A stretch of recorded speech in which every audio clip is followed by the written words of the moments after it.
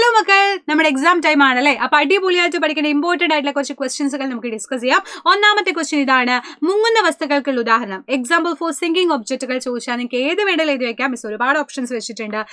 കല്ലുണ്ട്, stone ഉണ്ട്, അതുപോലെ തന്നെ കോയിൻ, അയൺ നെയിൽ, ഏത് വെച്ചാലും സെറ്റ് ആണ്. അതുപോലെ ഫ്ലോട്ട് ചെയ്യുന്നത് ചോദിച്ചു കഴിഞ്ഞാൽ balloon, wood piece, plastic, leaf, wax, ice, ഏത് വേണമെങ്കിലും എഴുതി വെക്കാം. ഓപ്ഷൻസ് ഇഷ്ടം പോലെയാണ്, നിങ്ങളുടെ ചോയ്സ് ആണ്. Next question: which of the following is known as universal solvent? സാർവിക ലായകം എന്നറിയപ്പെടുന്നത് ഏതാ ചോദിച്ചു. ആൻസർ വരുന്നത് ജലമാണ്, വാട്ടർ ആണ്. ഇനി മൂന്നാമത്തെ ക്വസ്റ്റ്യൻ ഇതാണ്: പഞ്ചസാര ലായനിയിൽ അടങ്ങിയിരിക്കുന്ന ലീനം ഏതാ?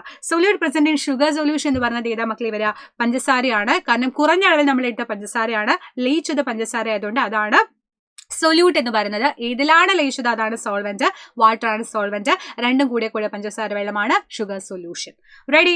ഇനി what is A solute present in soda water? Soda വാട്ടറിൽ അടങ്ങിയിരിക്കുന്ന ലീനം ഏതാ ചോദിച്ചു. ആൻസർ വരുന്നത് കാർബൺ ഡൈ ഓക്സൈഡ് ആണ്, CO2 എന്ന് വേണമെങ്കിൽ നമുക്ക് പറയാം.